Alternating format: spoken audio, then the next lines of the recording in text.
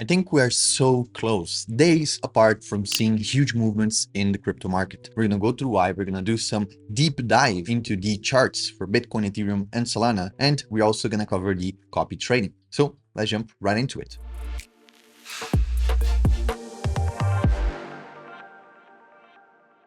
If you haven't watched last video, we're currently running a summer promotion. We've talked about it in last video, where you can win huge prizes, even a paid out trip to Mallorca. If you don't know, Mallorca is beautiful, a beautiful island in the Mediterranean Sea. So that is an opportunity that you cannot miss by checking the first link in the description and trading. Now, that being said, the copy trading is doing fantastically. Let's actually take a look at it right now. So as you can see, we are at 4.34 right here. We were around 3.8 last time we saw this, and now we are at 4.34, making it the third best performing month since the beginning of the year. So we had April last month with 5.57, then we had January with 5.15, and now this is the best performing month after. So the third one after April and January. So super stoked, super happy to see that we did so good in these past few days, and we still have a few days to go. So maybe we can even make it better. We can even reach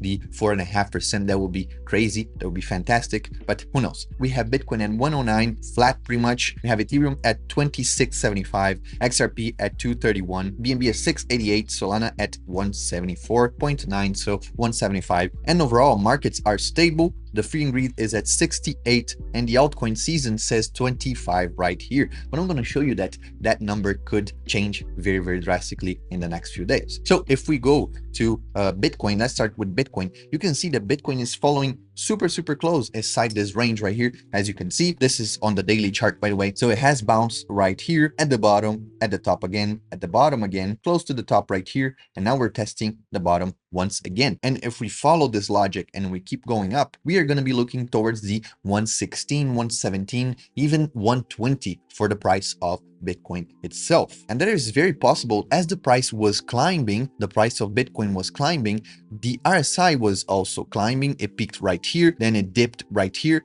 It peaked again right with the other top for Bitcoin, and then it bottomed out right here. It peaked again and it bottomed out, just like the trend line that we're seeing. And after it bottoms out, we could be looking at another top in a matter of a few days. Maybe by around June 2nd, June 3rd, we should be seeing Bitcoin's price again going above, because Bitcoin is holding on the moving average, is holding on the trend line. So we have a good diagonal support all over the place for Bitcoin. And that is very bullish for Bitcoin. But we're also right now, and that is weird to say because I no longer love Ethereum. My love for Ethereum is gone. And Ethereum being bullish is something weird, especially in the past few months, where everyone was super bullish on Ethereum, on the upgrade, the Spectra upgrade, everything like that.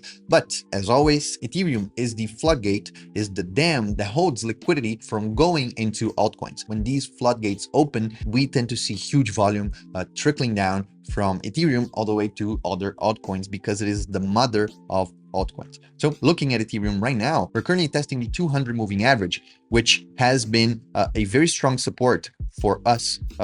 So right here, strong support.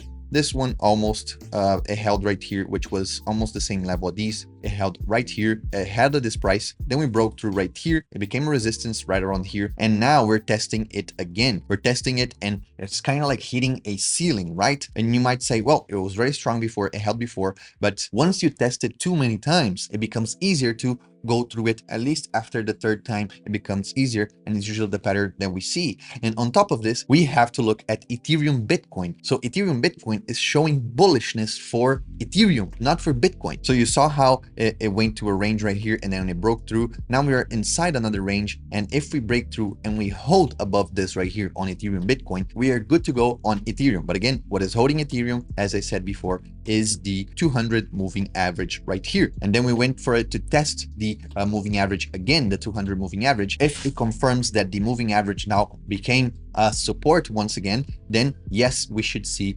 Ethereum price spiking a lot, and that is very bullish for us. Last but not least, Solana is also showing huge potentials for exploding in the following days, maybe even hours.